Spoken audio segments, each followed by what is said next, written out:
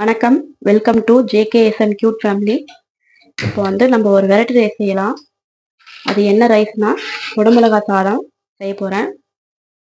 இதான் first time நான் செய்கிறது. என் ஸ்டைலில் நான் செய்கிறேன். எப்படின்னு பாருங்கள். இது குக்கர் காயட்டும்.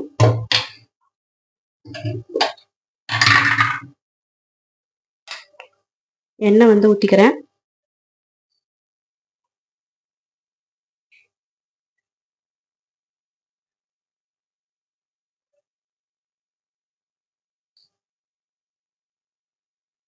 எண்ணெய் ஒரு 6 ஸ்பூன் ஊற்றிருக்கேன்.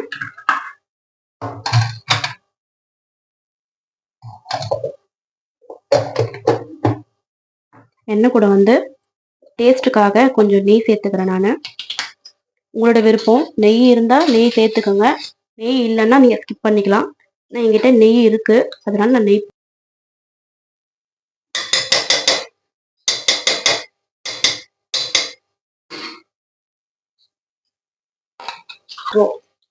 நெய்யும் எண்ணெயும் போட்டிருக்கேன். காயட்டும்.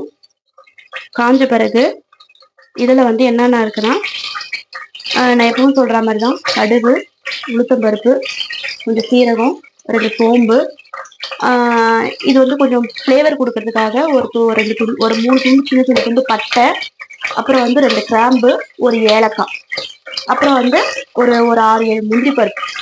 உங்ககிட்ட இருந்தால் நீங்கள் போட்டுக்கோங்க, இல்லைன்னா ஸ்கிப் பண்ணிடுங்க. முந்திரி பருப்பு வந்து என்கிட்ட இருந்தது, அதனால நான் ஆட் பண்ணுறேன் டேஸ்ட்டுக்காக.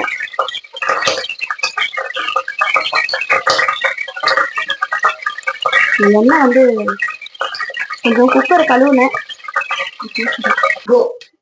எண்ணெயும் நெய்யும் காஞ்சிருச்சு. இப்போ வந்து நான் வந்து எடுத்து வச்ச பொருளெல்லாம் போட்டுடுறேன். சிம்மில் வச்சிடணும். இது வந்து சில்வர் குக்கருன்றதுனால சிம்மில் வச்சிடணும். முந்திரி பருப்பு உங்ககிட்ட இருந்தால் போட்டுக்கோங்க, இல்லை போட வேண்டாம், ஸ்கிப் பண்ணிக்கோங்க.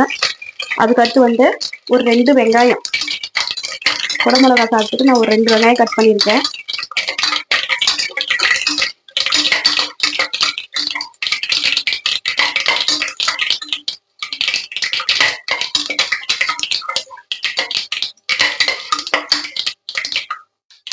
இப்போ வந்து வெங்காயத்தை போட்டுடுறேன்.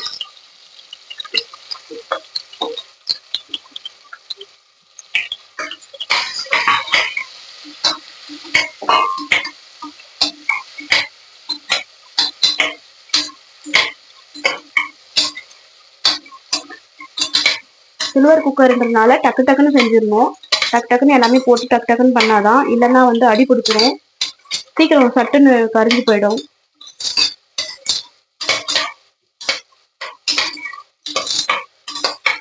நல்ல அரோமா, செம்ம ஃப்ளேவர், அரோமா நல்லா வருது. ஏன்னா நெய் போட்டிருக்கிறதுனால நல்லா அரோமா வருது. வந்து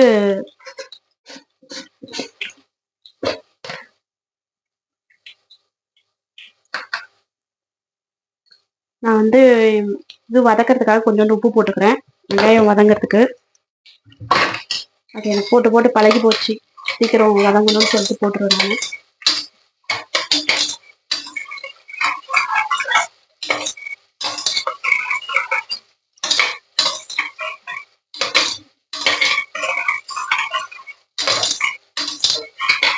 அடுத்து இப்போ நெக்ஸ்ட் இது கூட வந்து ரொம்ப அதுக்குன்னு ரொம்ப ஓவரா வதங்க வேண்டாம்.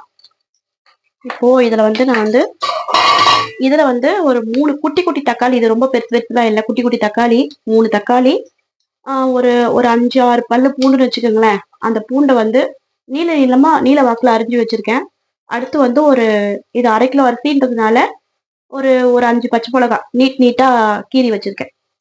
இப்போ இதை ஆட் பண்ணிடுறேன். பாருங்க, பூண்டு பாருங்க, நீட்டா அரிஞ்சிருக்கேன்னா இந்த மாதிரி அரிஞ்சு போட்டுக்கணும்.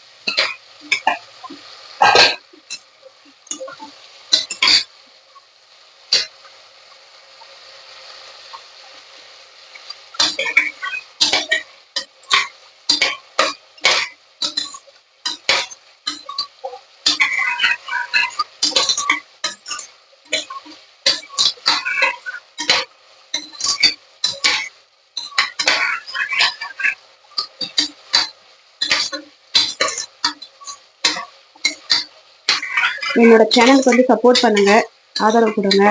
லைக் பண்ணி ஷேர் பண்ணுங்க. நீங்கள் கொடுக்குற ஒவ்வொரு லைக்லேயும்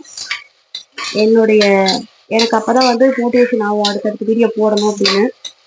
நீங்கள் பண்ணுற ஒரு லைக்லேயும் வந்து என்னோட லைஃப் இருக்கு. நம்ம உயரணும்னு ஆசைப்படுறதுனால எனக்கு அதை சப்போர்ட் பண்ணுங்க. அதே மாதிரி இன்னொரு டவுட் என்னன்னா, யாருன்னா யூடியூப் வச்சிருந்தீங்கன்னா அவங்க டவுட் சொல்லுங்க. லைவ் வந்து எப்படி ஸ்டார்ட் பண்றது? ஏன்னா லைவ் ஸ்டார்ட் பண்ணா கொஞ்சம் சப்ஸ்கிரைபர் வருவாங்கன்ட்டு சொல்லியிருக்காங்க சிலர். அதனால லைவ் எப்படி ஸ்டார்ட் பண்றதுன்னு சொல்லிட்டு யாருன்னா தெரிஞ்சவங்க வந்து எனக்கு கமெண்ட்ல சொன்னீங்கன்னா நல்லா இருக்கும். அதே மாதிரி உங்க சேனல் லிங்க் எதனா இருந்தாக்கா எனக்கு இதுல மெசேஜ் பண்ணுங்க கமெண்ட்ல. நான் அதுக்குள்ள போயிட்டு கூட நான் பார்த்துக்கிறேன். எப்படி லைவ் போடுறதுன்ட்டு தெரியல.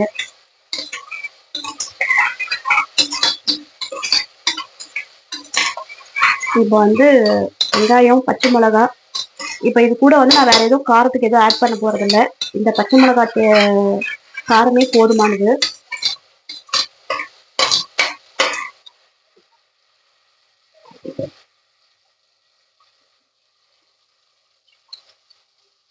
கொஞ்சோண்டு உப்பு போட்டுக்கிறேன் அது வதங்கிறதுக்கு.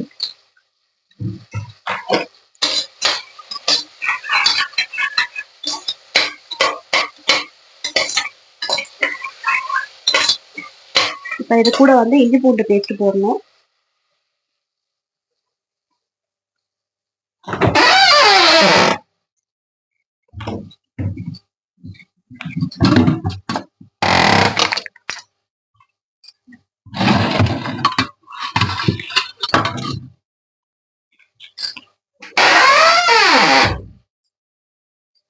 க்ளோஸ் பண்ணிட்டியாடா? இல்ல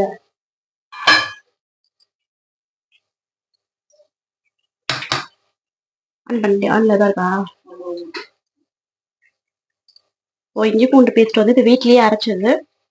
இது வந்து ஒரே ஒரு ஸ்பூன் போட்டுக்கிறேன். ஏன்னா நம்ம வந்து பூண்டு வேற போட்டிருக்கோம். ஆனால் இஞ்சி பூண்டு பேஸ்ட் வந்து சும்மா ஒரு ஸ்பூன் போட்டால் போதும்.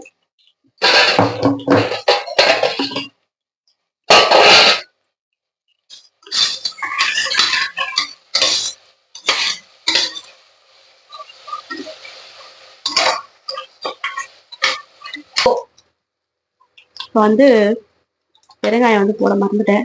பெருங்காயம் வந்து சும்மா கொஞ்சோண்டு போடுறேன்.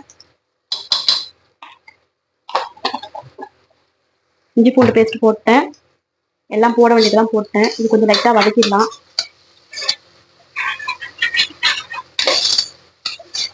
வதக்கிட்டு நெக்ஸ்ட் வந்து குடமிளகா போட்டுக்கலாம். குடமிளகா வந்து ஒரு 3 குடமிளகா இருந்துச்சு. 3 குடமிளகா இந்த மாதிரி அரிஞ்சு வச்சிருக்கேன். கழுவிட்டு உள்ள இருக்கிற விதையை எடுத்துட்டு அரிஞ்சு வச்சிருக்கேன். இதை போட்டுடலாம்.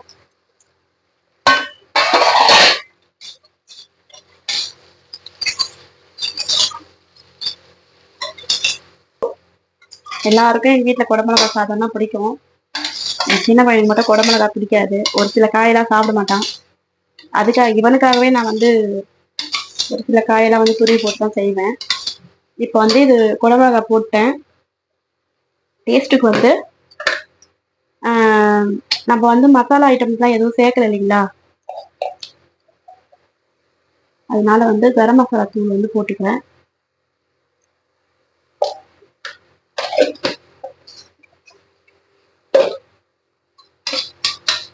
உங்ககிட்ட ஃப்ரைட் ரைஸ் மசாலா பாக்கெட் இருந்துச்சுன்னா கூட அது கூட வந்து அது வந்து சும்மா கொஞ்சோண்டு குட்டி ஸ்பூன் இருக்கு பார்த்தீங்களா, அதில் வந்து ஒரே ஒரு ஸ்பூன் குட்டி ஸ்பூன் போட்டிங்கன்னா கூட நல்லா இருக்கும்.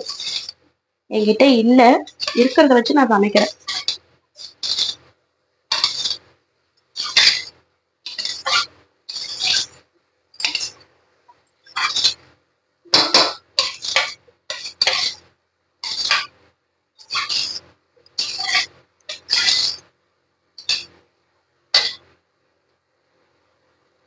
இந்த குக்கர் வந்து மீனாட்சியில் வாங்கின குக்கர். இது ரொம்ப பெனிஃபிட், வேற லெவலு. வாங்கி எப்படியும் ஒரு 2 வருஷத்துக்கிட்ட 2.5 வருஷம் 3 வருஷத்துக்கிட்ட ஆயிருக்கும். செம்மையா இருக்கு.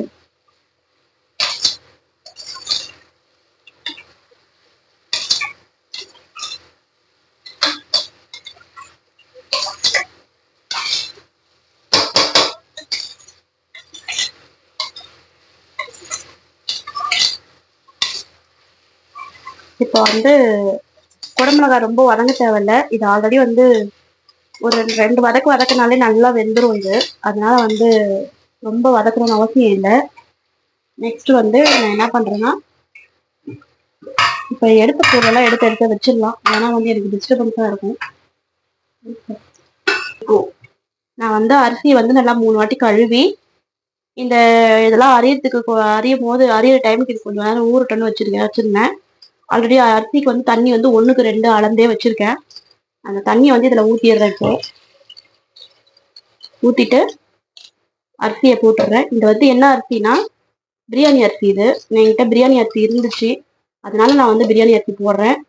இல்லை உங்ககிட்ட வந்து பிரியாணி அரிசி இல்லைன்னா நீங்க வீட்டுல சாதாரணமா நம்ம சமைக்கிற பார்த்தீங்களா, அந்த ரைஸே வந்து ஒரு 1/4 மணி நேரம் ஒரு 10 நிமிஷம் இந்த இதெல்லாம் அறியிற கேப்ல கொஞ்ச நேரம் ஊற வச்சீங்கன்னா போதும். ஊற வச்சுட்டு 2 கழுவிட்டு அப்புறமா ஊற வைங்க.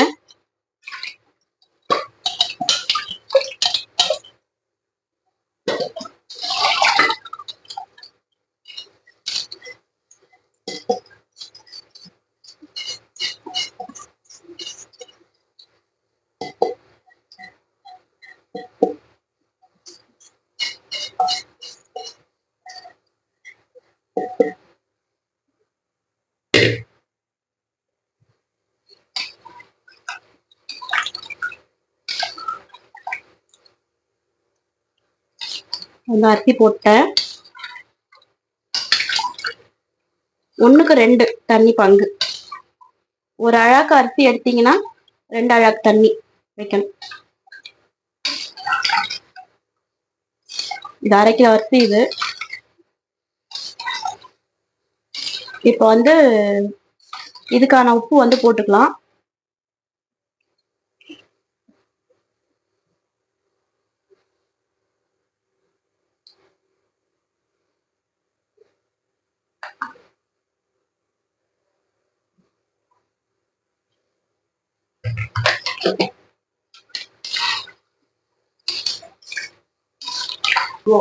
ஒரு வெரைட்டி ரைஸ் நம்ம செய்யறோம்னா உப்பு வந்து அந்த தண்ணியை வந்து கொஞ்சம் டேஸ்ட் பண்ணி பார்க்கணும். பார்த்துட்டு ஒரு கல் உப்பு கூட இருந்தாதான் வந்து அந்த சாப்பாடுல போய் உரைக்கும். அந்த சாப்பாடுலயும் அதுல போட்டிருக்கிற இன்கிரீடியன்ஸ் இதெல்லாம் வந்து சேர்ந்து உப்பு வந்து பிடிக்கும். அதனால ஒரு கல் உப்பு வந்து கொஞ்சம் ஜாஸ்தியா இருக்கணும்.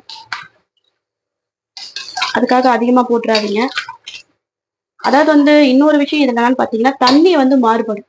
ஒரு ஊர்ல ஒரு மாதிரி இருக்கும் தண்ணியுடைய இது. அதனால அந்த தண்ணியும் பார்த்துக்கணும். தண்ணிக்கு ஏத்த மாதிரிதான் உப்பு வந்து எங்க ஊர் நான் சமைக்கிறதெல்லாம் வந்து எப்படின்னா பார்த்தா ஸ்டார்டிங்ல பார்த்தா உப்பே இல்லாத மாதிரி இருக்கும். இங்க திருப்பி மறுநாள் அதை ஹீட் பண்ணீங்கன்னா உப்பு வந்து அதிகமா இருக்க மாதிரி இருக்கும். குழம்பு வந்து லைட்டா ஹீட் பண்றோம் இல்லைங்களா, அப்போ வந்து பார்த்தாக்கா உப்பு ஜாஸ்தியா இருக்கிற மாதிரி இருக்கும். உப்பு ஆனா கம்மியா தான் போடுவேன், கரெக்டா தான் போடுவேன்.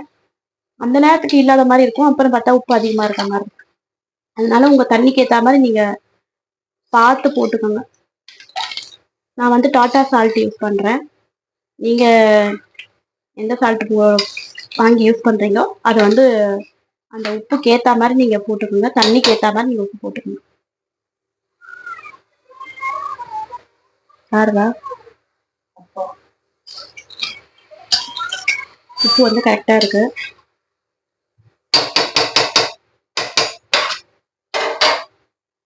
இப்ப இது வந்து ஒரு கொதி வரட்டும்.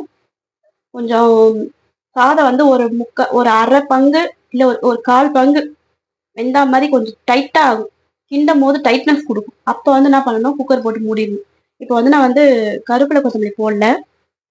அது வந்து நான் எப்பயுமே வந்து வெளியில போட மாட்டேன்.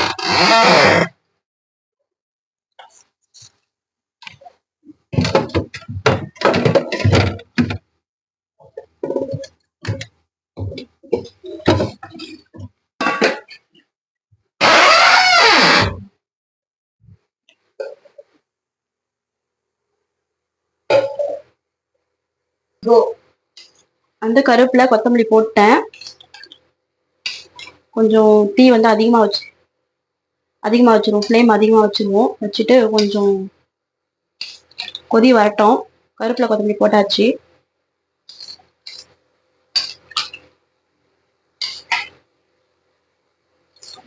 இது வந்து நான் பிரியாணி அரிசி போட்டிருக்கேன். நான் உங்ககிட்ட என்ன அரிசி இருக்கோ இருக்கிறத போட்டுருக்கேங்க.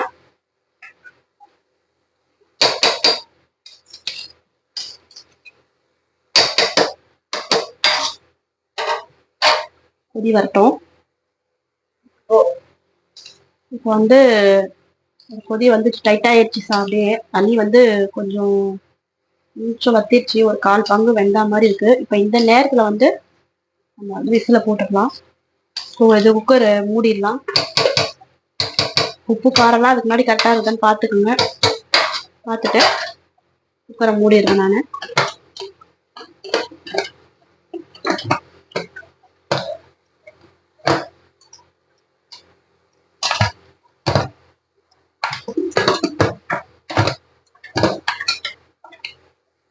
கை கரெக்டா அது மேல வச்சு அழுத்தி இது பண்ணி மூடணும். சில்வர் குக்கர்ன்றதுனால பார்த்து ஜாக்கிரதையா யூஸ் பண்ணணும். இப்ப இது மேல வந்து ஹேர் வரும். ஹேர் வந்த பிறகு விசில போட்டுடணும். ஹேர் வந்து வருது. இப்போ வந்து நான் விசில போட்டுறேன். ஒரு 2 விசில். ஏன்னா வந்து நம்ம ஊற வச்சுட்டோம், அதனால ஒரு 2 விசில் விட்டு டம் அடங்கின பிறகு எடுத்துடலாம். ஃபர்ஸ்ட் விசில் வருது. அடுத்து வந்து 2வது விசில் வரும். 2 விசிலுக்கு அப்புறம் வந்து நீங்க வந்து டம் வந்து அடங்கின பிறகு வந்து குக்கரை வந்து ஓப்பன் பண்ணணும். அப்படியே ஓப்பன் பண்ணிட்டீங்கன்னா அரிசியா இருக்கும் சாதம். இந்த சாப்பாடு வந்து நீங்க அடுத்து செகண்ட் விசில் வருது. இந்த ரைஸ் வந்து எல்லாரும் செஞ்சு பாருங்க, நல்லா இருக்கும். நீங்களும் வந்து இந்த மாதிரி ட்ரை பண்ணி பாருங்க. நெக்ஸ்ட் வீடியோல நம்ம பார்க்கலாம்.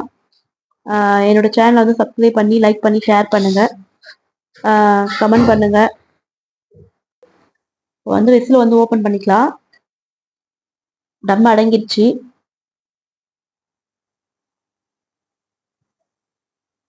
டம் அடங்கின பிறகு குக்கரை வந்து ஓப்பன் பண்ணிக்கலாம். நம்ம இப்போ பாருங்க சாதம் வந்து எவ்வளவு பளபளன்னு வந்திருக்குன்னு.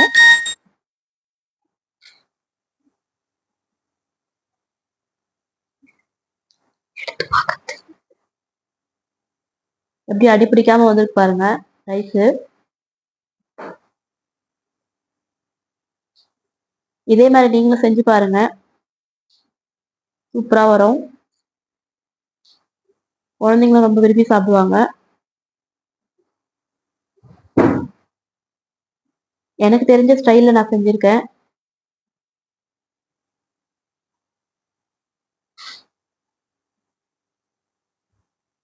என்னோட சேனல் உங்களுக்கு பிடிச்சிருந்ததுனாக்கா என்னோட சேனலுக்கு சப்போர்ட் பண்ணுங்க, லைக் பண்ணி ஷேர் பண்ணுங்க, எல்லாருக்கும் ஷேர் பண்ணி விடுங்க. என்னோட வீடியோஸ் வந்து அடுத்தடுத்து உங்களுக்கு வரணும்னாக்கா பெல் ஐக்கானை கிளிக் பண்ணி ஆல்ன்ற ஆப்ஷன்ல வந்து கொடுத்து வைங்க. அடுத்தடுத்த வீடியோஸ் வந்து தொடர்ந்து வரும். எனக்கு சப்போர்ட் பண்ணி ஆதரவு கொடுங்க. ஃப்ரெண்ட்ஸ், எங்க அம்மா செஞ்ச சாப்பாடு எல்லாரும் ட்ரை பண்ணி பாருங்க, சும்மா அப்படி இருக்கும். இந்த வீடியோ பிடிச்சிருந்துச்சுன்னா லைக் பண்ணுங்க, ஷேர் பண்ணுங்க, கமெண்ட் பண்ணுங்க, கூட சப்ஸ்கிரைப் பண்ணுங்க. நாங்க போடுற வீடியோ உங்களுக்கு தொடர்ந்து வரணும்னா இந்த பெல் ஐக்கான ஆல்ல போட்டுங்க. பாய் ஃப்ரெண்ட்ஸ், அடுத்த வீடியோல பார்க்கலாம்.